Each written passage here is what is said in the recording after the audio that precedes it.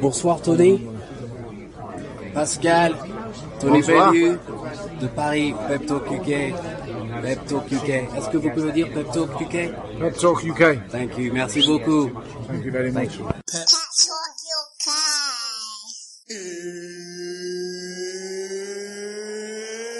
It's time! Everyone talk good game, but it don't really faze me. The man that ain't mad like Max, the boy that not murky like Ace B. And them guy walk the slide on the back bar, like a baby.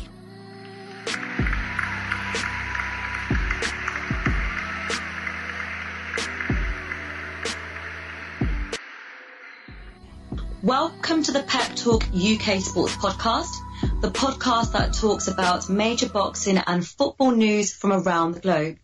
Real points of views from a real panel. Real talk on Pep Talk.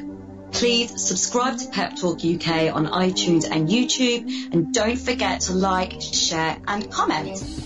I'm your host, Miss Moneypenny CC, standing in for Frankie B this week. Meanwhile, I am joined by a fantastic panel. First off, we have our resident Parisian gentleman, Pascal. How are you? Bonsoir, Mademoiselle Cici. Bonsoir, mon amour. How are you? I'm well. So, am I right in saying that you are fresh from an obstacle course, which I believe is called a nuclear race? Of course, Cici, of course. I attended the nuclear race for nuclear men. As you know, I'm very radioactive. And, you know, it was a very good opportunity to raise some money for the poor children of Syria in Aleppo. So I felt compelled to participate, you know. So, hold on. If you had a choice, would you do the course again in the name of charity, or would you go 12 rounds of Anthony Joshua? Oh, I'd rather do the nuclear race another time, to be honest with you. Anthony Joshua is a very nice guy, but I don't want to, I certainly don't want to take that IBF belt and WBA belt too quickly. I think he should enjoy his limelight, you know, because Pascal has got a knockout punch. Good answer. Plus, you'd be doing it for charity. So, of course. Do you want to give a shout out to your social media? Yes, of course. I've been receiving some very pleasant messages. So please carry on following me. My Twitter name is Pascal_DeSade. I repeat, Pascal_DeSade. And you can also follow me on Instagram using the same handle. So please follow me. Brilliant. Thanks, Pascal. So next up, we have a man who has an infectious laugh. And if ever you see him, make sure you give him a cuddle. Introducing Sir Louis Beneventi, YouTube presenter for 100% Chelsea. How are you? I'm not bad. Thank you for that introduction. That makes me feel all warm and fuzzy inside. Oh. But yeah, how are you guys all doing? You all doing all right? Very good. So are you still on a high following Chelsea's win? I am still on a high. I've been working hard. Haven't actually had time to celebrate yet. So I'm just waiting until hopefully we beat Arsenal in the cup. Then I can go out on a mad one. And then... Well, we're definitely coming back to that story later on in the show. Meanwhile, do you want to shout out your social media? Yeah, so if you check out my YouTube channel, 100% Chelsea, same name on all social media platforms. And if you want to get in touch with me personally, make sure you check out my social media on Twitter, Snapchat and Instagram. It's all Louis Beneventi on there. There we go. Thank you so much, Louis. Thank you. Next up, I want to introduce Ramon from Neek Sports, another fantastic sports enthusiast. Ramon, welcome. How are you? Hey, how you doing, guys? Everyone good? Definitely very good. Tonight's an exciting night. I think everybody's on the edge tonight with the Premiership. Yeah, closing stages this week. Obviously, Chelsea wrapped up the league. There's not much to play for now, to be honest. Well, you recently posted on Instagram a picture asking all your followers what kind of football team manager they would choose. So my question is, who would you choose, the normal one or the crazy one? Definitely crazy. I've had a bit of I've had normal for too long. I want a bit of a craziness with my teams now. So just remind the Pep Talk listeners, who's the crazy one? I'm gonna go for Leaks, and then Leaks is crazy. There we go. And it's crazy going out to him anyway. So listen, Ramon, do you want to give all the Pep Talk listeners a shout out to your social media? That way they can actually watch you in action. Yeah, everything Neek Sports. So Snapchat, Twitter, Instagram, Facebook, YouTube, everything Luke Sports. You can check out all the videos on there. There you go. Everybody give him a follow. So finally, we have Mr. JP from Boxing Luton. Hi there, JP. What's new over in the world of Luton then? Everything's new. It's really non-stop at the moment. A hell of a lot going on. Do you want to tell us what's been going on? Well, we've got a few amateur shows coming up in Luton at the moment, and also we've got Linus Udofia back in the ring in July. So yeah, it's all good. Yeah, that's definitely a date that we're all looking forward to. Do you want to give a shout out on your social media? Yeah, it's at Boxing Luton on Twitter and Facebook.com/Boxing Luton. And there's a website, boxingluton.com, that probably should be done soon because I've had it for about a year. But that's coming soon. Brilliant, coming soon. Everybody tune in. So thank you so much, everyone. Thanks for being here. Ladies and gents, attention please for the fight fans locked in. Attention please for the football fans locked in. So now it's time for some real talk on Pep Talk. Let's go!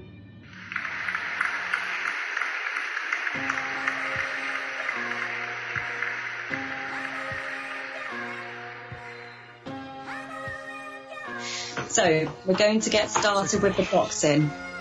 First off, Nicola Adams' victory. Second pro win with a third round stoppage against 18-year-old Marianne Salazar. She was impressive and ferocious. Nicola took all necessary moves to make her mark in the ring last Saturday night at the First Direct Arena in her hometown in Leeds. So, Pascal, how do you think she prepared from her first fight? Does she live up to her nickname, the Lioness?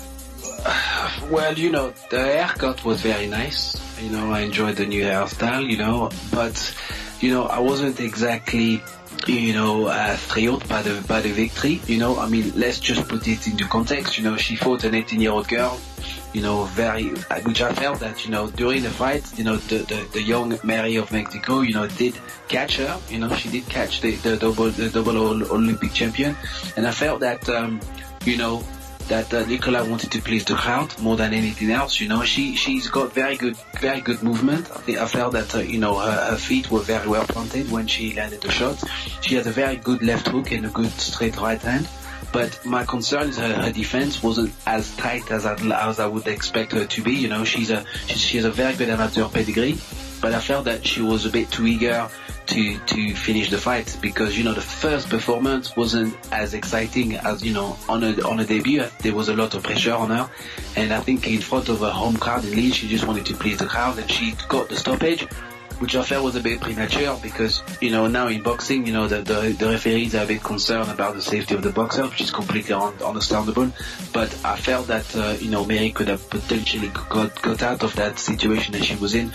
And, the referee for me stepped a bit too early, but not taking anything away from Nicola Adams. She performed very well in front of a home crowd, but, she was vastly a lot more experienced than the young fighter, but I think that she could potentially struggle against better opposition, because I think that some of her shots were quite reckless, and I did see the young lady's head back, Nicola Adams her head was tilted back a few times because the Mexican did catch her in some very good right hands. Noticeably in the second round, there was a very good straight right that went right straight to the middle of that blonde quiff of Nicola Adams, which was quite impressive. So I think that the young lady, Mary, can take a lot from that fight. I don't think she should be too disheartened. She's 18 years old. She has plenty of experience to have in the sport, and I think she will come back very strong. But, it feels to me that Nicola Adams is being almost fast-tracked into a potential world title fight, which is why we're having those very interesting matchups, and I felt that Nicola was never in trouble.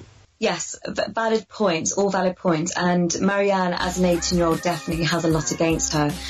Very debatable, however. Ramon, what do you think? Do you think Nicola Adams is living up to boxing fans' expectations? Yeah, listen, she's new, she's eager, she wants to prove herself in the professional women's boxing division. We know how great she is as an Olympian. and she's now, I think she now feels like she's got a point to prove in the professional world really, to get her belts on the world honour. She, like I said, she really wants to start challenging for world titles already. So I don't think she's got that much to prove, but I think for herself, she'll feel like that, and you could tell that in the fight over the weekend. She came out, as Pascal said, a bit not too much about her defence, but she was so desperate to get a stoppage that people will, in the professional world of boxing, will know that actually she's a force to be reckoned with. Okay, so JP, what are your thoughts? Because they say that there is a race against time between Nicola and her partner and her sparring partner, Marlene Esparza. Do you think in the history of boxing, two people can ever come together head to head? Is this possible? Yeah, it is. I mean, the thing, I think I agree with what was just been said about Nicola Adams, is that she doesn't really have that much to prove, and I think she'll have a certain amount of fans, and she definitely wanted to impress them at her home, obviously in a home fight at the weekend. But at the same time, you still need to build her up a little bit, because you do want to build up a massive fan base, and there is a difference between amateur boxing and that, and how many people will be there watching her. And I know she's an Olympian, because Taylor, I watched her one night and she was very, very far down the bill. In fact, I think, well, was it on the Joshua night? She was very far down the undercard, and I think they should try and not rush Nicola Adams through too fast, because you want to build up an audience, and actually because this is the start of women's boxing now, you know, there's no point in starting too quick and then failing, because it's a long way back in order to start building up again. So they just need to take a little bit of time with her. We know how talented she is, we know she can be a world champion, but let's not rush her too hard, because we don't want to go backwards. Absolutely, she's a fighter in the making, and there's a lot of prospects. So moving on, Gervonta Davis versus Liam Walsh. So 22-year-old Davis is a hot prospect from the USA, and he's coming to the UK May 20th. He's waving the Mayweather Jr. flag, and he's here to defend his title against Liam Walsh. So will it be a destiny win for Liam Walsh? And meanwhile, we know that Davis is warming up over at Peacock's Gym in London. Pascal, do you think Liam Walsh can tackle the tank, Gervonta Davis? You know, do you think he's going to walk away with a win? It's a very good question, Cici. You know, I believe that Liam Walsh is not given, you know, the credit that he deserves, because, you know, he's a very good fighter. He's been plagued with injuries, you know, which has had a bit of a problem in terms of, you know, preparing him and catapulting him to certainly to world stardom, but he certainly has the quality of an elite fighter. I was looking at some of his fights, some showreels, you know, and he's got a very, very good, you know, footwork. His footwork is actually very, very slick. You know, he also attacks the body very well, and he's quite a rangy opponent, you know, so, you know, I believe that he'll be able to keep Tank at bay, you know, with his very good straight jab, but he's also quite explosive in certain areas as well. You know, he's very good at going to the top and to the body very well, you know, in quick successive, you know, rapid fire style of punching, you know, a bit reminiscent of a young Manny Pacquiao to some extent, you know, that southpaw stance, you know, and I can certainly see the influences in Liam Walsh's fight, you know, in his fighting technique and his ability. But, you know, there's a lot of hype on this young American boy, you know, Gervonta Davis. He's obviously also backed by Floyd Mayweather. And my concern is that the public is, you know, leading towards Gervonta because he's the world champion, having beaten Pedraza, but also because, you know, Floyd also is endorsing him. You know, I believe that it's a bit of a concern that Floyd is all over Gervonta Davis. I think that Floyd should allow Gervonta to express himself. You know, I believe that the promotion is very good, but sometimes I felt that Floyd is overwhelming, you know, Gervonta Davis, and it's very difficult to get the character and to get a good feel of what Gervonta Davis is like as an individual. You know, I was watching the gloves are off, similar style, you know, between Floyd, Frank Warren, Gervonta Lee Walsh and Floyd was dominating the conversation. You know, and to me, Gervonta Davis needs to be a bit more independent in that way. You know, in that fashion, people need to get to know who he is as an individual, and I think as a fighter, he still has a lot to prove. You know, he's a very good fighter, very good prospect. His amateur record is exceptional, over 300 fights. You know, so he certainly will be able to cope with Leon Walsh. But how will he cope with the hostile British crowd who's going to be pro-Walsh, of course? You know, is it a case that, you know, he's been rushed, or is Floyd, you know, has he certainly found an opportunity to start bringing his fighter to the UK and to start exposing his fighter to an international audience? We know that the British fighters and the British audiences are very good. They've got a good relationship, and people in Britain, you know, respect boxing very well. So perhaps Floyd is looking at this as a market to exploit and to introduce his fighters too. But I think it'll be a cracking fight because the styles are exceptional, very aggressive, come forward fighters, and I think we're in for a treat. Well, I think you're right. It's definitely going to be a cracking fight. So who are you giving the win to? What's your prediction? Well, you know, a lot of people are saying that Leon Walsh will be, you know, done in 6 rounds, but I believe he's going to go to the full 12 rounds, and I think it'll be a split decision. But I don't believe that Leon Walsh will do enough to win. You know, Leon Walsh almost has to knock out Tank to win the belt, in my opinion. But we also don't really know how good Tank is. So is Tank too good for his own good, or has he not yet made his match? And I think that Leon Walsh will give him a very tough fight in very tough British grades and British fashion. I expect it to be a 12-rounder, and I will give a split decision to Tank, 2-1. Okay, JP, so both fighters currently have 0 losses. Walsh is adamant that he's going to dethrone Davis. What will it take for him to secure that title win? Controlling the fight in the early rounds, definitely. Trying to set the pace himself. As Pascal says, the crowd could make a huge difference. I remember when Lucien Beauty came over to fight Carl Froch. The minute he came out to the crowd, you could tell he looked frightened. And Froch just destroyed him in a few rounds. I think there could be a little bit of that, but and people are comparing it to when Calzaghe fought Lacey. The very hyped up fighter came over and Calzaghe beat him. And I'd love to see Walsh win that fight. But at the same time, if he's as good, if Davis is as good as he said he is, then it's always good to see another world-class fighter coming over to the UK as well. So it's kind of not mixed. I want to see Walsh win it, but I really want to see a very, very good fight. So he needs to control the fight early on and then basically take it from there and see what happens in the late rounds. Okay. Ramon, so describe it as a battle of the Southpaws. Is this an advantage or a disadvantage? And do we think Davis is actually the new Mayweather? Good point. It's difficult. I think, you know, John Davis he looks like a great fighter. He's getting to that level, but he just needs to keep his feet on the ground. He's obviously coming under that Mayweather bandwagon, so there's a lot of pressure on him to get to that same sort of level that he did. But I think he just needs to keep focused, keep doing what he's doing, and keep winning. You know, the only way you're gonna prove the doubters wrong is if you keep winning and winning those belts. And so I think he needs to do it. Obviously, Southpaw stances it's gonna be interesting to see, and also to see if one does feel like it's not working for the other, that they switch up. I don't know which one might do, but I've got a feeling that one of them might just switch up for the game, because it's difficult when 2 Southpaws come against each other. You're kind of not quite sure what to do to each other. So yeah, it'll be interesting.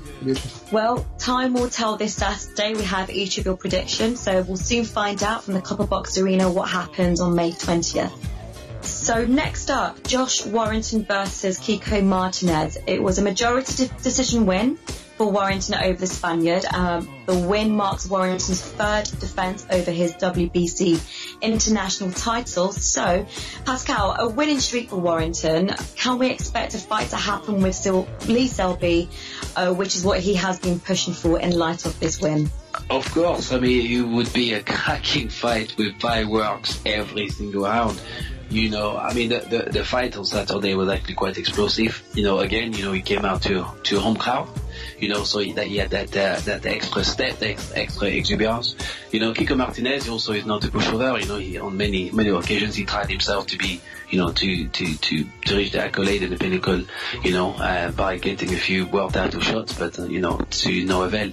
But look, I think that a domestic fight, all out British domestic fight with Selby will be absolutely, dynamic, and it's certainly a fight that we should look forward to. And I think Selby wants to fight. They'll make good money at the gates, and the styles also will complement themselves very, very well. And I can certainly see this fight going all the way. But potentially, I'm leaning towards Selby, if I'm brutally honest. But I still believe that to be a very good fight, nonetheless. Interesting, you're right, absolutely. I think it's a fight that fans would love to see. JP, Warrington had his last fight almost a year ago. Do you think he looked like a seasoned fighter despite the time difference?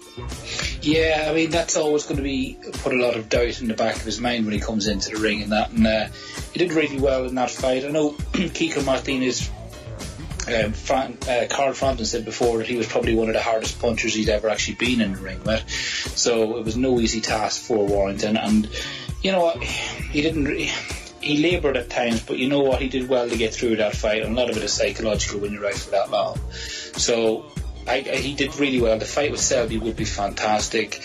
I think Selby's the better, more technical boxer, so I think, like Pascal says, he probably edges it, but it definitely would be great to watch.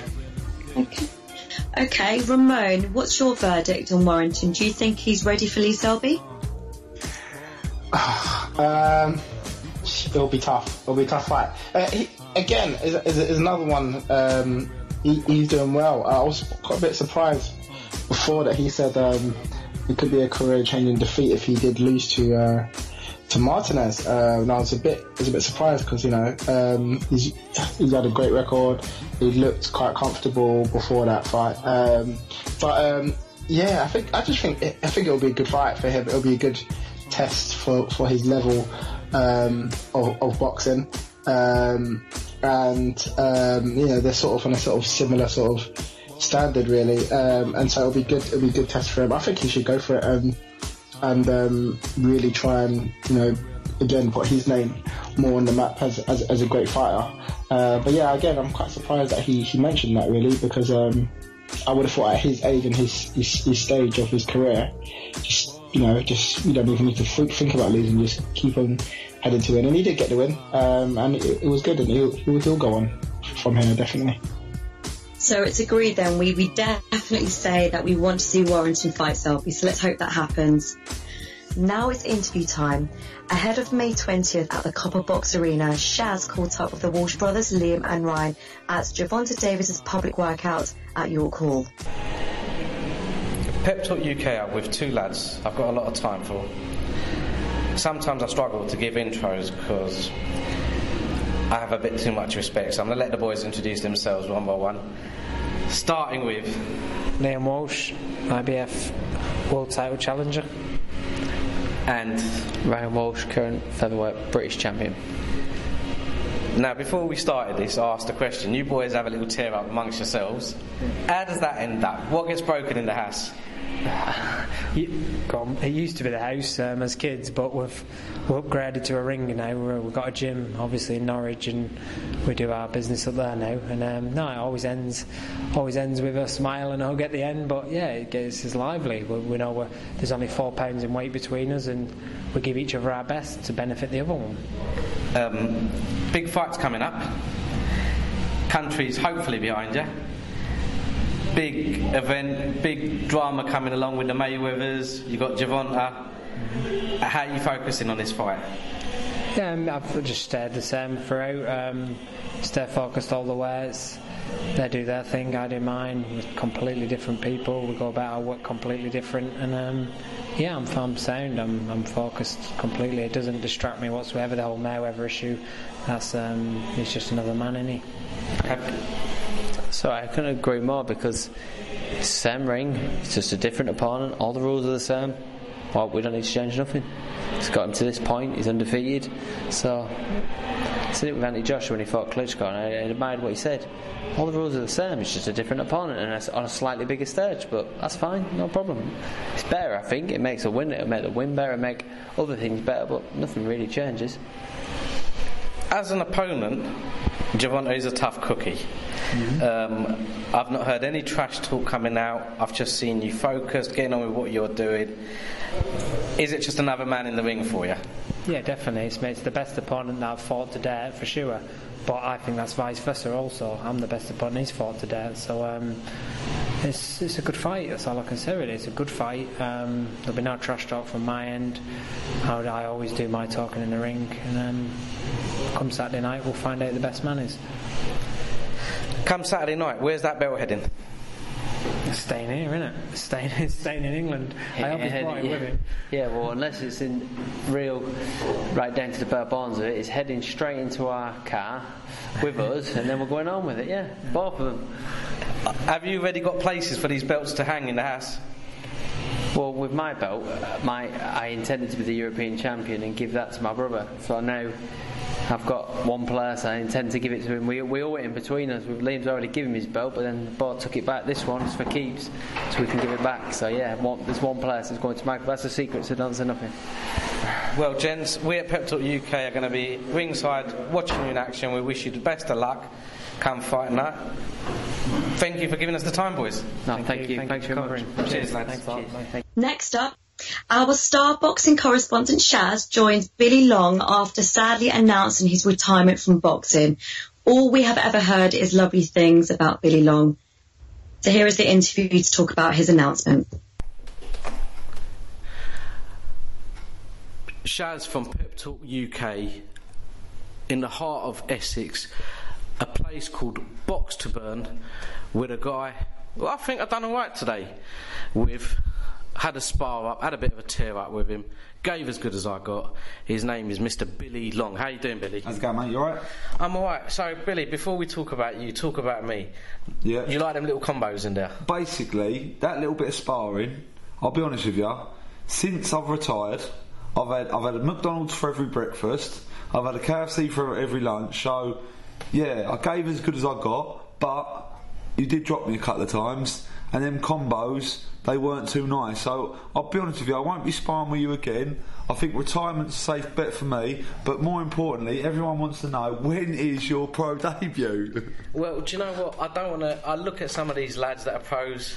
They're good fighters, and to be honest, I don't want to take the limelight from them. No, I appreciate that, but there's one guy I know. If you fought, it would be a money making fight, and that's Anthony Joshua. And I see you making some movements in the heavyweight division. I tell you what, I'm a middleweight, but I will tell you another thing. When the AJ looks at me, I give him. We have that long distance stare off, and the man always looks away. Yeah, I bet it's you, innit? Is it you? You've mentioned you retired. Bill, it come out of the blue. Why have you retired? Oh, do you know what? I've been thinking about it for months, and it's basically my heart ain't in it. It's not just. It's for many reasons. I've got 3 children. On a Saturday I have to miss and play football. On a Sunday I have to miss and play football. Don't get me wrong, stuff in the week I don't mind missing, because at the end of the day I have to go work anyway, you know, and whether it's boxing or working. So, but listen, weekends it's time for me to bring up my kids. Food is a massive thing in my life, as you know. You've visited my family's pub before. It does a great Sunday roast, and I love my food. I don't get to spend time with my friends, you know. I started boxing when I was 19. I'm 28 now. I've had a few little nights out. I go out once a year. I don't see my friends enough, and it beats me up. I don't see my family enough, and it beats me up. And I don't get to spend. I can't even eat an ice cream when I go out with my kids, and it annoys me. So it was just time to call it a day. My heart ain't weren't in it. I was hating the training, and from it, I weren't turning up. And you know, my trainer Lenny Butcher, he kind of, you know, said enough's enough. We talked about it. I spoke to my manager. And you know, Andy Allen, to be fair to him, he said if you're not right, you can't get in that ring. And he said, and if you're thinking like that, I won't put you in. And if you're overweight, I'm not going to put you in. So you know, a lot of people do think these managers are after. We picked up on it earlier about management and promoters after money. But to be fair, I'll backhand Jalen up on this. He had my health at best interest, which was nice to hear for once, because as you know, I sell a lot of tickets. We spoke about that, and I do bring money to boxing, you know. So yeah, enough was enough. My heart ain't in it no more. It's time to call it a day, and that's what brings you down to BOX2BURN, which is my passion. Is training people, training kids, training people like yourself, and just trying to shed a bit of my knowledge onto them, you know. And that's where I'm gonna start from, really. Bill, I agree with everything you said, apart from one thing: training people like me.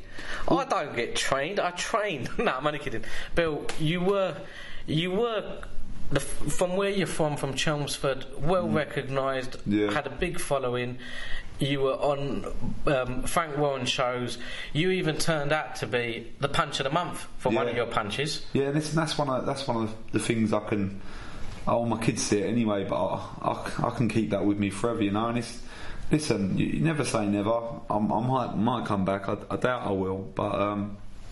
Yeah, I'm happy with what I've done, you know. I started boxing, I walked into a gym, Brentwood Amateur Boxing Club to start with. The trainers there didn't even want to pad me. They told me I weren't good enough, so I went unlicensed. I did that. People told me I weren't good enough to that. I went back to amateur, people told me. So for the whole time I've been boxing, I've been an underdog, and I told everyone when I started boxing I'll end up being a pro boxer. People laughed at me. So from what I've come and the life I've come from, I think I've achieved enough, you know. Just before I started boxing, I was looking like I was going to prison. So I've come from that to where I am now. I don't think I've done too bad, and out of it I've got 3 kids who are my life, and as I said, it's time for me to put a bit more time into them and helping them to achieve their goals rather than my own, and I think I'll get more of a buzz out of doing that for my kids and in fact other people than what I do myself, because I just can't beat myself up anymore, and that's what I'm doing, you know. I'm beating myself up every day in the gym with the food, and I'm taking it home to bed with me. And listen, boxing is a single man sport. It's 24 hours a day. And my heart ain't in it, and like I said, if your heart ain't in it, you can't get in them rings. It ain't football, Shaz. It's not 11-a-side. You can't go and hide, and you know it's real. It's a real sport. Now, BOX2BURN, for any of our listeners that want to train with a pro boxer, have a good session, because joking aside, you know what you're doing. I've seen you on the bag. I've seen you put me through a grueling session as well.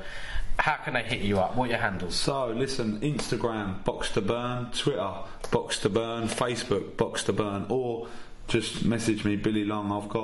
I do PTs every day from 6 in the morning till 4 at night. I've got classes that run mornings and night. It's not just me. I've got another pro boxing coach called Luke Davison who works for me as well. We've actually got our first pro boxer called Carnor's turning over. We've also got a number of amateurs who we train who are fighting out of other gyms around Essex, because we're not amateur affiliated, nor do I really want to be. So we've got boot camps running on the weekend. We've got ladies classes running.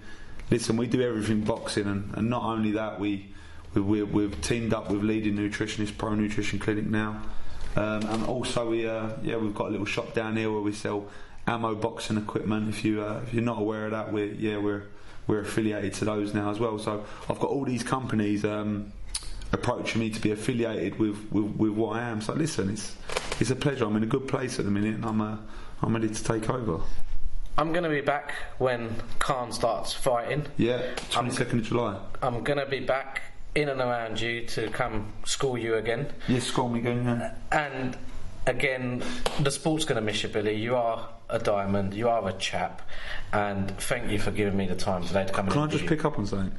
When you spar me, you know you're not actually allowed to bite when you're sparring, and you're not allowed to pinch people's bums either, because that puts me off. And you're not allowed to. And next time I won't wear a blindfold either, because that's just unfair, mate. Right? Billy, thank you very much for today. We at Pep Talk love you. It's a shame you've decided to hang up, but I'll be honest, everyone, come down to BOX2BURN. Billy's a star. I love the fella. He's a lovely chap. I can't praise him or recommend him highly enough. So cheers once again today, Bill. Take care. Thank you very much. Cheers, buddy. Thank you, Shaz. So, next is football time. Premier League is definitely our Pep Talk topic. So, Chelsea wins the Premiership title and are finally champions as confirmed last weekend. It's a big moment for the team. Louis, I'm coming to you first. Congratulations, how do you feel? Feeling pretty good, thank you very much. It was a unique experience while we were up there, but it's good to finally get the job done. I think it was important just to do it and just take the pressure off, but yeah, it's been an interesting little journey under Antonio Conte. So do you believe that they definitely won on merit? Yeah, of course they've won on merit. They've worked hard. Obviously, as a team, they've bonded well and performed off the back of what was an awful season last year.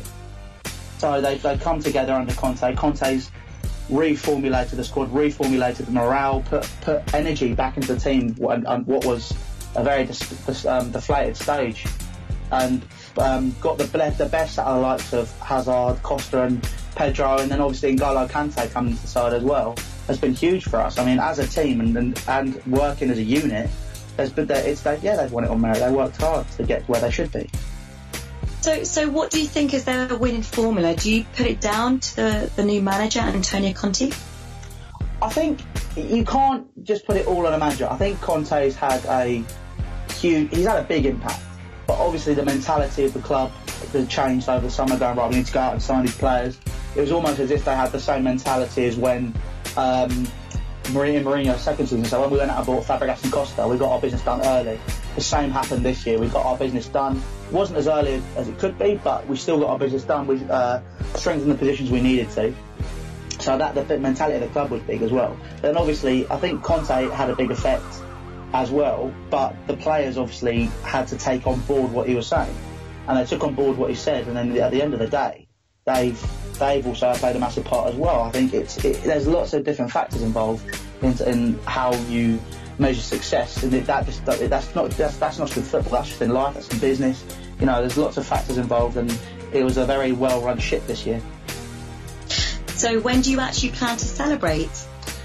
I plan to celebrate probably if we beat Arsenal in the final, I'll celebrate once I've filmed and done all of that. But obviously, if we don't, I'm still going to be celebrating because we won the league. But I've got a lot of work to cut out. I've got my work cut out. I've got to keep filming to the end of the season. Keep producing content for everybody because it's important for them to see how we celebrate. I had a couple of drinks. I've had one or two, but I haven't gone ham yet. So that's something I need to do once everything's done. Louis, can you make me a promise? Okay, what's the promise? It depends. Can you promise to film your celebration, because you do keep us all very entertained? I will film the celebrations. I'll send it out to you. Good. I look forward to it. Awesome. Pascal, so Gary Neville is quoted to have said that he's surprised that Chelsea have gone on to become Premiership champions. Are you surprised at the win? Yes, a little bit, CC, because, for any new manager to come into, certainly to take the responsibility of managing Chelsea side, Chelsea remind me of a very difficult woman, It's sometimes it takes a lot of hard work to win a heart, and, it's a very high maintenance team, with a very, very demanding requirements. But I think that Conte has done very well by coming into a different country, by adapting to the Premier League, but by very quickly understanding that, the original style of football that he was introducing didn't work very well. And it was only until the Arsenal defeat that he realized that he had to change the system, because he wasn't, before that, nobody, anticipated Chelsea to win the league. People were, selecting teams like Manchester City because of Pep Guardiola, or even Manchester United because of the buying of Paul Pogba and other players, and having spent quite a bit of money. Chelsea was certainly not the team that people were looking for as winners, and so they have surprised everyone else, and that in playing three at the back certainly changed the way that the team adapted to the Italian style. And it's very, very much in a theme of Italian football, where, the defense certainly is been a very important aspect of Italian football. I believe it dates back to their times when they were the Romans. They just knew very well how to defend and how to attack. But also, in some of the players this season that have been exceptional, been Eden Hazard, and of course my French friend N'Golo Kante has been to me, those two won the title for Chelsea because they were unplayable. In some instances, as Hazard could not be stopped. He found that hunger, he found that creativity again, and he seemed to me a world-class player. And Kante, of course, we say this about Kante every week, but he's a kind of player that chases dead balls, that looks at opportunities when nobody sees him. And he's certainly an old school type of sweeper, type of midfielder that a lot of clubs are neglecting, and a lot of, new clubs are looking for the more, trophy-like, the more passers of the balls, and when you have this combination of Hazard and Conte playing together, but also you can slot in the likes of Cesc Fabregas, who's got great vision and can still add so much value to the team. You then have the likes of Alonso, Diego Costa able to finish the job and to put, goals at the back of the net. I think that was certainly a very well balanced team. And the players that I've mentioned, have been exceptional. So you've got to give credit to Conte because Conte has been able to pick up the pieces that were left by Jose Mourinho of last season. He's been able to bring a new team spirit, togetherness. He's an ex-player himself, so he fully understands the plight and the difficulties that players can go through. But most importantly, he's also very well endeared by the supporters as well, who are also pushing him and want him to do really well. And I'm very, very pleased with the results of Conte because Conte has literally taken a team that wasn't his team.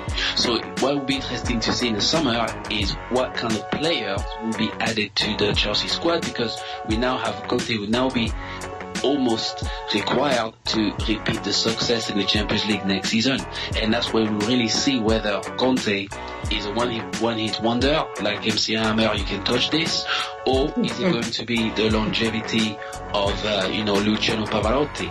We need to see whether Conte can be that manager, but he certainly has all the qualities of a manager that can stay at Stamford Bridge, let's hope so, and build on the success that he's acquired, this season. But also it's very interesting to see that another Italian is winning the British Championship.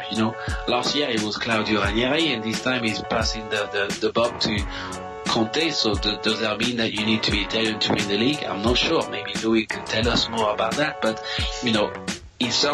I'm very pleased for Conte because he seems to be a very good manager, and I think for the image of Chelsea, he carries himself in a respectable manner and in a way that the Chelsea board are very pleased with. So it's a good appointment altogether. Absolutely, it's a good place to be. So all eyes on Conte. Ramon, Chelsea scored the most goals and conceded the least. Who do you think, in your opinion, has been the star of all? In the Chelsea squad? Yes. It's got to be N'Golo Kante, really, isn't it? I mean, he's been the key signing that Chelsea made this year. He did brilliant in winning the Premier League with Leicester last year, and I think his mindset into Chelsea just to shore up that defensive side of the team has been brilliant, and it allows the people like Hazard, Pedro, Willian and Costa to go free and do what they do. I think his influence in that squad has just balanced it out completely. And in the formation that they use as well, it just allows him to do his job even better. It allows him to fill in when anyone pushes forward. But it also gives him the freedom to roam forward as well, because there's so many back for Chelsea. So I think he's been the key signing. He's been the key player for Chelsea, the key signing for Chelsea. But as well, I think special shout out to Hazard and Azpilicueta. I think both of them two have also been brilliant going forward and at the back for Chelsea as well. Okay, Louis, would you agree? I'd agree. I'm surprised Azpilicueta didn't come up earlier, if I'm honest. I think he's obviously proved that I think he's one of the best defenders in the Premier League now. Definitely. He's been an unsung hero, I think, by a lot of pundits over the past few years. I think his switch from right back to left back at first under Mourinho was something which was highlighted, but it wasn't highlighted as well as it could be. Because for him, he just swaps sides. It's easy. It's done. But then to go into a three at the back formation and play centre back as well, and be outstanding while you're at it, I think it should prove how versatile and how strong-minded you have to be as Azpilicueta is, just to be able to switch and just do all the jobs along the back as easily as he can.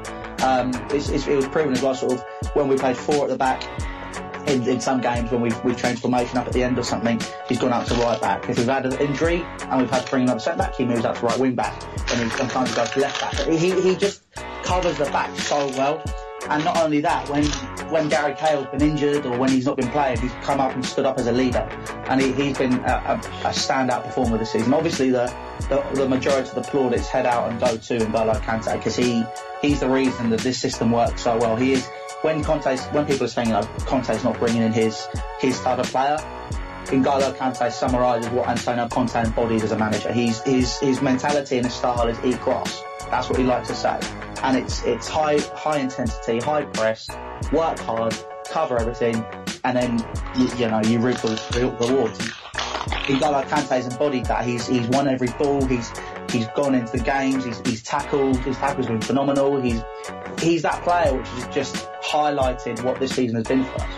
And he's definitely someone who he deserves everything he's got in terms of his individual plaudits as well as his team medals. But the players like Hazard as well has been able to run free in this new system, along with Pedro. Pedro's been, from what he was last season, which was very quiet, not exactly amazing, and he had a couple of decent games, to be performing week in, week out in this system, it just goes to prove a lot. I think he's been fantastic. I think Fabregas as well. At the beginning of the season, me and my partner Sammy, we did a video and we sat down and we were there and we said, we watched it. He's my co-host, and we went, right, Fabregas be out this team if we play this system. Went out when 3-4-3 came into play, and then he's worked his way back into the team. He's worked hard and he has the mentality to get back into the side and perform as he has at the tail end of the season. And it just goes to show, that shows me that Fabregas is a world class player. And to be able to come in and perform as easily as he has, it's absolutely fantastic. Absolutely. I don't think anybody can debate you on that one. JP, what do you make of Chelsea's win? What do you think is their winning formula? Definitely getting the best out of the players that didn't play well last season. Well, we knew how good they were as players, but it was about getting them kick-started again. I think we spoke on the Pep Talk podcast back in August. I didn't think Chelsea were going to be anywhere near. I thought the manager would be a bit too forthright. He might fall out with a few of the players and they might not get their going. I thought maybe Man United might push on with Pogba and Ibrahimovic, and that just completely fell apart. I thought that Man City they might struggle because Guardiola would have realised he had a lot more harder games with lower teams than he had when he was in Germany and in Spain. But I was completely surprised that Chelsea came on so strong, but I can just see them doing exactly the same thing next season, because they really were that good. As you said, they scored the most goals, conceded the least goals, and unlike the Chelsea of old when they played under Mourinho, they were really really liked to watch them play. Maybe it's from back in the day, you watch them and you look, because it's Mourinho's team, you think, if they need to pull out a draw or something, they do it, and it would be horrible to watch. There's nothing like that with Conte's team. They're absolutely remarkable, and fair play to them. They just did so incredibly well. I can see them going on, and I reckon he's going to really have a good tilt to the Champions League next year, because that'll be the next thing on his list. Absolutely, that's something that I think everybody's now looking forward to. So next up, following Arsenal's win this evening, the next question is about Liverpool. Surely they cannot surrender their position against a relegated side, that be Middlesbrough. Pascal, do they deserve to win this game on merit? Well, in terms of consistency within the games, I think Liverpool has certainly been a bit of a revelation, because their attacking football throughout the season has been exceptional. And Sadio Mane has been, probably the best acquisition that Liverpool have had for a very long time, since Fernando Torres. Coutinho also is a very, very exceptional player. And, the likes of Sturridge didn't really do well this season, but Firmino and other players within Liverpool, American, have certainly shown that they have quality. And Jurgen Klopp has been able to group the team and instead of the belief that they belong, in the top 4 of English football. And I'll be very surprised now that they're so close to the pinnacle, to getting a Champions League place, that they will lose out against a team that is already relegated in Middlesbrough. But stranger things have happened, and it's football, and those players are professional. Therefore, Middlesbrough will also be playing for their honor, and they will try to give the fans, a goodbye present by having the last game at the top flight football. So I believe it will be a very competitive game. A lot of my friends feel that Middlesbrough could pull a surprise win, which would surprise me, to be honest with you. But I remember, when Tottenham was supposed to beat Arsenal last year or the year before, they lose to Newcastle or go down, so things can happen in football. It's never guaranteed. So, but I'll be very surprised because Arsenal still have a lot to do. They still have to win the remaining games against some very difficult teams. And we know that, Arsenal sometimes when the pressure gets going, they don't do very well on the pressure. And I don't believe that, in terms of merit, Liverpool deserve to go through on merit. Arsenal have not been consistent enough for me to win the title. The manager has not been creative enough even to win games and to claim that top 4 spot. I think that another top 4 ending for Arsenal would just basically, highlight again that we've had a very terrible season, but we managed to squeeze through, in the top 4. I think to earn the top 4, it has to be a comfortable achievement. You have to work very hard to get there. And with 20 points away from Chelsea, where the winners of the league, is unacceptable by any stretch for a club like Arsenal. And for them to squeeze in top 4 is just not good enough. So I'm looking forward to play UEFA Cup football next season, because that should really shake up the board, shake up the players, and hopefully we can start looking at rebuilding the team and rebuilding Arsenal. But, credit to Liverpool. Liverpool deserves to go through, and Liverpool deserves to get a top 4 spot, but I believe they'll be woefully new in Europe anyway, so we'll probably end up playing with them in the UEFA Cup. Okay, so Ramon, do you think Liverpool will make qualification? Yeah, I think they will. It's been they've had it in their hands for such a long time now, and so obviously if they don't, they've thrown it away completely. Not just against Borough, but other silly results that they've had, against Palace and so on. So I think it's theirs to throw away. I think they will do it now. I think West Ham was the big game. If they drop points at West Ham, I think it, would drop into Arsenal's hands. But at the moment, I think they'll do it. However, I'm not going to agree with that about the merit, though, because you get what you deserve in the Premier League. You win a certain amount of games, you get where you are. Chelsea are where they are, not on merit, but because they've played well enough to get in that position. And if Liverpool don't finish in their top 4, it's because they don't beat Middlesbrough on Sunday. If they don't beat Middlesbrough, then they don't deserve to be in that Champions League place, because that's how they've been this season. They've been consistently poor against the poorer sides in the league, and so if they don't, it's that detriment to their own fault. I've been going into a final game before. Obviously last season we had as Pascal said about the Tottenham somehow managed to finish below Arsenal against the relegated side and got destroyed 5-1 away from home, but also the top 4 place as well. If you remember back when again where Tottenham should have finished above Arsenal a few years ago with the lasagna gate. Yeah. And in 2005, 2006 I believe, and West Ham went and maybe they poisoned the Spurs squad before the game, and they all fell ill and didn't make it in the top 4. So I'm hoping again that something crazy like that will happen, but at the moment I can't see it myself. Well, here's to hoping. Louis, what about you? You think they're going to make qualification in the 4th place?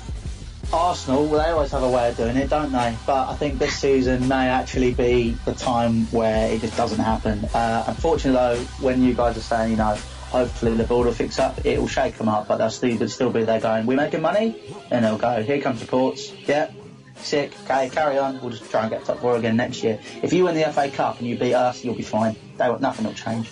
That's just the mentality of Arsenal Football Club, unfortunately, in my opinion. I just think that I'm going to be really brutal here, and I've always been brutal with Arsenal, because for me, I feel they're a club that really should be in a better position than they are. Not just as a football fan, really. I think it's just sad to see a club which had such stature just be falling in the way it is because of poor management. Not just by the management, but by the owners as well. I just think that nothing will change that club. If you're still making money, there will not be a problem. They know that if they watch the football, they'll know that there's more competition for top 4 places. But the thing is, if you're making money, they won't really mind. The club, they'll still have money going in their pocket. Well, you bring me to my next question. So, should Arsenal not make top 4 after qualifying, in the past 20 years under the Arsene Wenger reign? The question that everybody's been talking about, it's been trending all over social media. I'm going to ask you all individually. The big question being, is this the failure of Arsene Wenger, and does he need to go? JP? I've liked Arsenal since I was about 6 years old, since when I didn't even leave in England. So I've always been looking out for their results since I came over to England, and I've been quite a few times down in Emirates and watched them. And I've put up with a lot with Arsenal over the last few years, and all the stuff about Wenger, because obviously he's a hero when it comes to the club. But I think now, even after all that, I think even one of his people who praise him the most, think now it is a time for a change. And even winning the FA Cup, which would be brilliant, and is the big achievement to beat Chelsea, because they are the team to beat. I don't think if they don't get into, in fact, you know what, even if they get fourth, if Liverpool lose to Middlesbrough and Arsenal win the FA Cup, I still don't think that's enough to keep Arsene Wenger, because 10 or 11 years ago Arsenal were, 13 years ago now, Arsenal were winning the league. They were up there, they were paying a lot of big money in wages to people like Sol Campbell. They had money from building the stadium, which is almost paid off. They still haven't spent money properly. They bought Mesut Ozil, they bought Alexis Sanchez, fair enough, but they haven't strengthened in places like getting defenders and all that, and that is basically down to Arsene Wenger. So now is the time where they have to just say goodbye, thank you very much, and move on and find somebody else. Maybe Simeone, someone like that. JP, you do know the stadium's been paid off for the past 3 or 4 years. Really? That wouldn't surprise me. It's been paid off last year, and in the case of Simeone, he wouldn't come to Arsenal. They'd want a yes man in place. They would not. He's too much of a fiery character. Yeah. Well, this is where we're at now. So where do we go from here? I don't know what's going to come of Arsenal now. I mean, how can we watch that every season? Well, how did we get to the point where top four is a trophy? It's ridiculous. In the space of 10 years of a club that's been around over 100 years, then suddenly we're accepting failure like that. Time for him to go, I'm afraid. Okay. Pascal, is this au revoir or is this allo allo? Cece, it's a very unfortunate position for Arsenal, because I think that once Arsene Wenger leaves the club will descend into mid-table football. We certainly do not have the people in the boardroom who make the decisions, who opens the checkbook, who actually have fans of the club. It's a very difficult situation when you have people that work there, people that run the club, who do not care about where Arsenal finish in the league. As long as they can line their pockets with gate receipts, as long as they can sell the Carlsberg, which is very bad beer, and also other, goods at the stadium, it certainly is purely about business. And the big difference we have here is that we've got a club in London, in Chelsea, that's won the league, because you've got an owner that is actually a football enthusiast, that likes football, that has an interest in football, sometimes a bit too much, is a bit too exuberant, but he's been involved personally in running the affairs of the club, and he seeks success at all costs. And on the other hand, you have a club like Arsenal, who has a very good history, very good pedigree, but has now settled to run themselves as a business, and are only concerned about breaking even every season and making a bit of a profit. Now, it is now becoming very obvious to the supporters of Arsenal, not just in Britain but all around the world, that the club are only concerned about the revenue, and as long as the club and the performance on the pitch are mediocre or pretty much acceptable, they were quite happy to let things go and let things carry on. And unfortunately, my good friend Arsene Wenger is taking the brunt of it. He's been blamed for a lot of failures, but I think the failures are primarily from the boardroom, because if we don't have a good boardroom, it trickles down to the manager. It means that we also have a manager who doesn't have this sense of urgency, doesn't have this sense of winning titles. So therefore, I believe that Wenger will stay for another 2 years. He will retire. I would like for him to win the FA Cup against Chelsea. But I believe that once he goes, the club will descend into chaos, because they don't have the David Deans of this world that can actually propel the club to. They don't have any more vision. So the vision is finished. There's no passion. There's no passion. There's no fire. There's nothing. So Tottenham will probably become a better club than us in the next few years, and that's it. Et voilà. It's over. Okay. There's no hope anymore. I'm sorry if that sounds a bit down, but it's the truth. We can now see the truth. Ramon, do you agree with Pascal? Do you think it's out with the old and in with the new?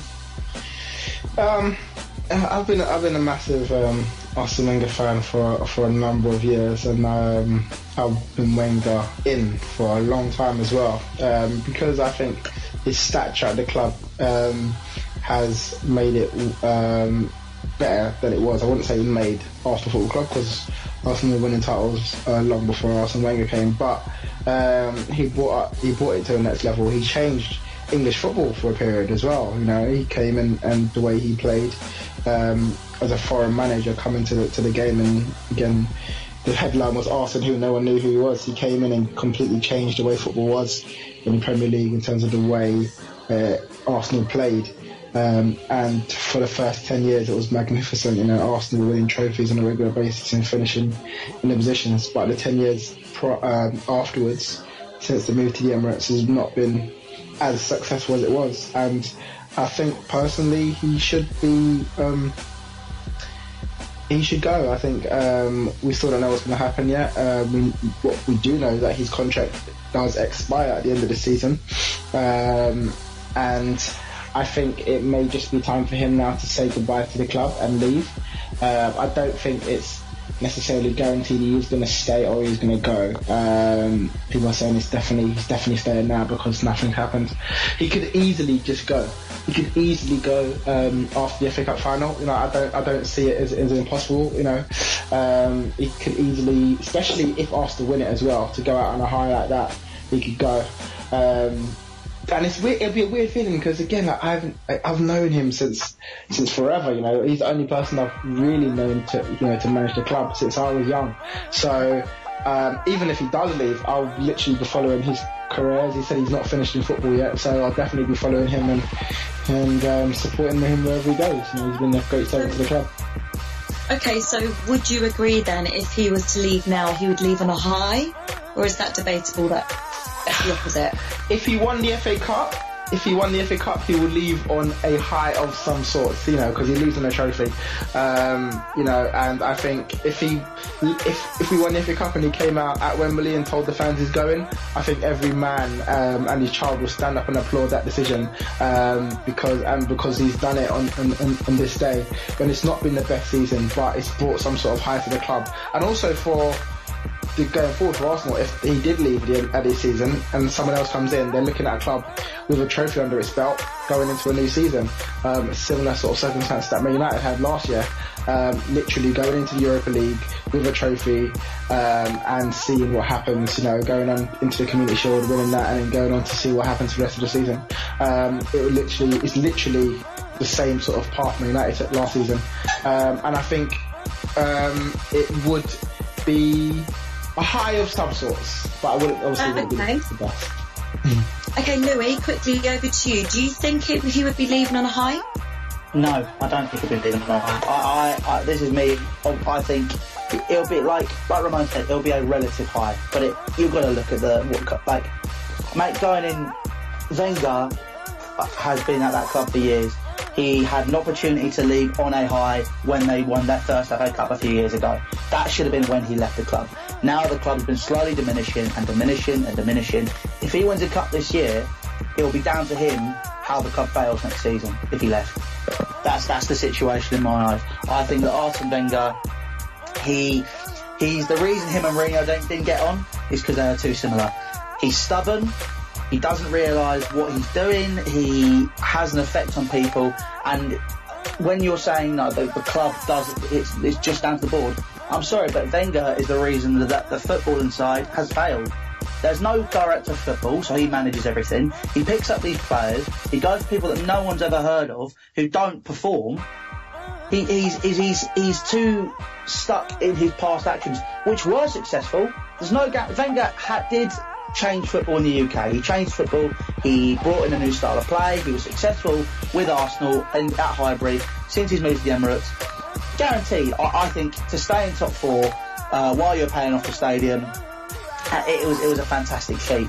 But Arsene Wenger now, he's just not pulling out his finger in my eyes, and he just doesn't seem to realise what he's doing. And it tends to happen. I mean, he's obviously got if you have an emotional investment in something, everyone's done it at some point in their lives. They've had an emotional investment, whether it be a boyfriend, a girlfriend, your job, something like a hobby, and you've been destroying it slowly.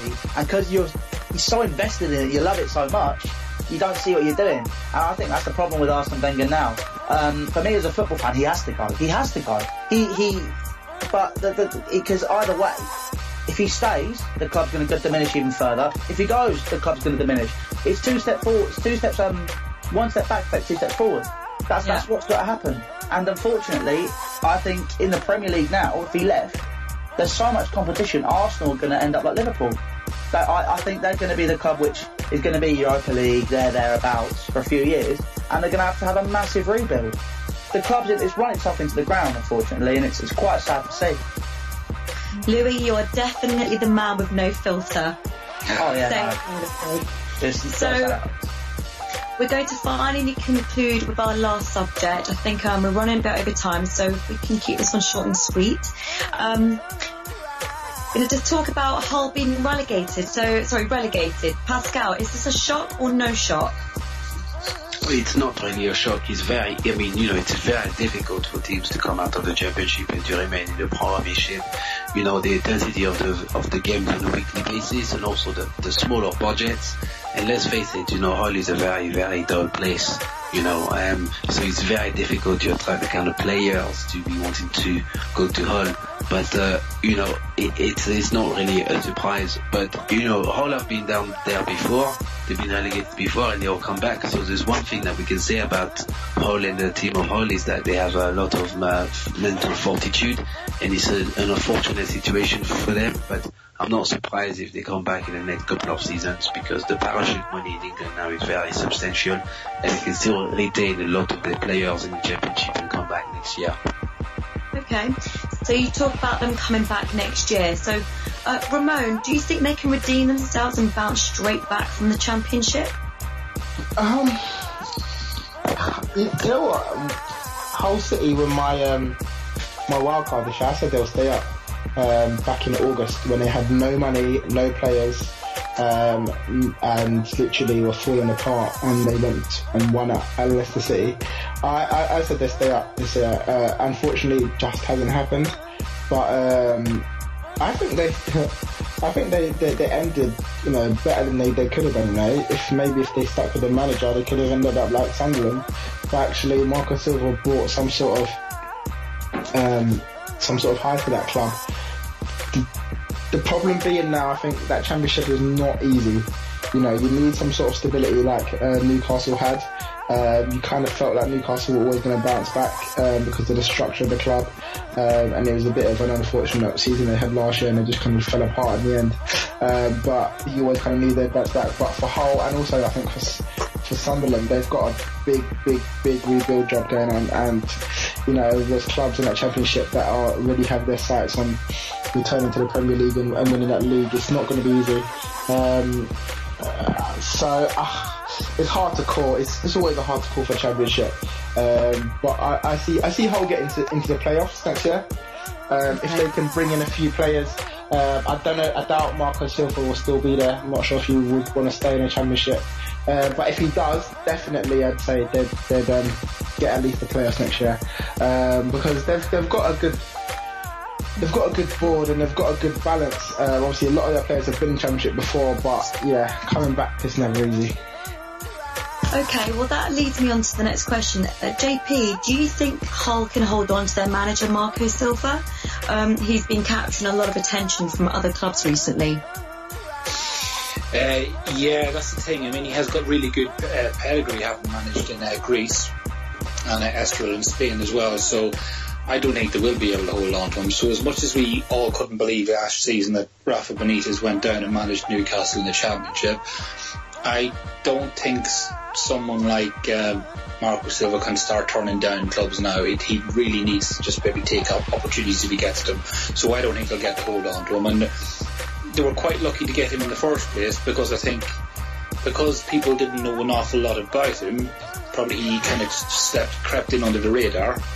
But now, once they've seen the style of football they played, and let's be honest, it was okay, they went out with a whimper, but you know what, they played quite well under him. Then he's got to take every opportunity he has, and he probably will get a move on to more of a mid-table team in the Premier League, and I can't really blame him for that. He's got to do it. Yeah, I don't think you're the only one who would feel that way. So Louis, over to you. Based upon their performance, do you think they deserve to go down a league? I think the beginning of the season was the reason they've gone down. I reckon if Marco Silva had been there from day one, it would be a completely different story. But the problem is, you know, Mike Phelan, as much as he did a fantastic job to begin with, it just wasn't meant to be, and they just weren't set up for the Premier League. Marco Silva did a fantastic job to get them to where they were, because I genuinely thought they were going to stay up, because he offered a new sense of football. The players looked revitalised. There was a sense of confidence which you weren't seeing beforehand because of the lack of players and a lack of something that there was. I think he definitely came in and offered a sense of panache, but I think he'll be going places. I just think Hull, like you know, it's going to be a tough call to make. I think they will go down. They'll stay down for maybe a few years, but they'll come back up eventually. But they've just got to sort themselves out as a club, because obviously the owner's been, well, he's a bit of a lunatic. You know, we're trying to change the name and everything, and he's harnessing his money and then basically just going, yeah, no, I'm not going to do anything with you because you're not letting me do what I want, and it's causing issues. And that's the reason they're going to struggle, I think, until they've got someone who completely backs the manager. Which I think if Marco Silva was to stay, he'd have complete backing, he'd get what he needs, and they'd come straight back up. But I think if you look at the teams that are in and around the relegation zone, that could potentially be getting rid of their managers, or obviously think about potentially Leicester City if Craig Shakespeare doesn't stay. Marco Silva could be on his way there. He's definitely a manager he has the capability, and it'd be interesting to see what happens. Okay, well, I think we can all agree that there's been a lot of predictions, there's been a lot of debate, and the next few weeks will be a very interesting time for us all. It'll be fantastic for us all to regroup and discuss our predictions. So Pascal, Louis, JP, Ramon, thank you so much for being with us today on Pep Talk. Join us again next weekend for another Pep Talk UK podcast. Make sure you share your comments with us and go onto the YouTube channel, leave us your comments, make sure you like, and we look forward to speaking to you again. That's what